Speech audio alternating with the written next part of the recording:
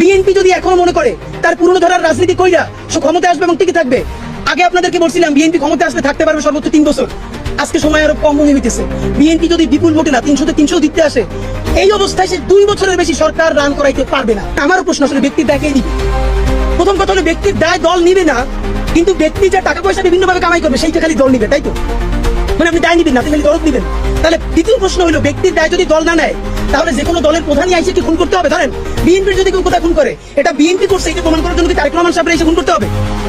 জামাত যদি কোথায় কাউকে হত্যা করে, এটা কি ডাক্তার শফিক সাহেবকে এসে করতে হবে? এনসিপি যদি কোথাও কাউকে খুন করে, এটা কি নাহিদ এসে করতে হবে? মানে কি কথা ভাই?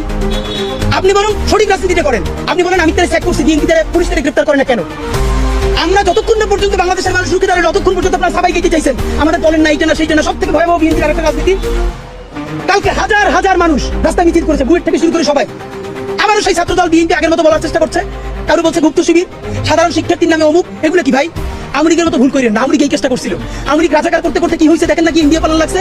আপনারা হরে ধরে সবাই শিবির বলতে বলতে গুপ্ত বলতে বলতে কোথায় যে পালাইবেন কত পাবেন না। এর কারণে ইতিমধ্যে আমেরিকার এক নেতা উত্তর থানার ওসিরে ফোন করে বলছে যে আমরা তো ইন্ডিয়া পালাইতে পারছি, ওরা কিন্তু ইন্ডিয়াও যাইতে পারবে না। এটা আমরাও বলছিলাম। সুতরাং হরে ধরে সবাই শিবির বলা, গুপ্ত বলা, ট্যাকিং বলা এইসব বন্ধ করেন। বিপদ দেখলেই তওবা করেন, মাপ চান, এইসব কিছু করেন না। তো সরকারের কাছে আপনাদেরকে বিনীত যেটা অনুরোধ, আপনাদের মাধ্যমে আমরা যেটা বলি, আমাদের কয়েকটা সুপারিশ, এরপর আপনাদের প্রশ্ন শুনবো আমরা। বিএনপি যদি এখনো মনে করে তার পুরনো ধারার রাজনীতি কইরা সে ক্ষমতায় আসবে এবং টিকে থাকবে, আগে আপনাদেরকে বলছিলাম বিএনপি ক্ষমতায় আসলে থাকতে পারবে সর্বোচ্চ 3 বছর। আজকে সময় আরো কম মনে হইতেছে। বিএনপি যদি বিপুল ভোটে না 300 তে 300 দিতে আসে, এই অবস্থায় সে 2 বছরের বেশি সরকার রান করাইতে পারবে না। সুতরাং নির্বাচনের চেয়ে সেই ক্ষমতা কেমনে সুসংগঠিত করবেন এইটা মনে রাখেন। কেন পারবেন না? হিসাব সোজা ভাই, মানুষের হাত খুলে গেছে। মানুষ মায়ের খাইতে খাইতে এখন মার দিয়া শিখে গেছে।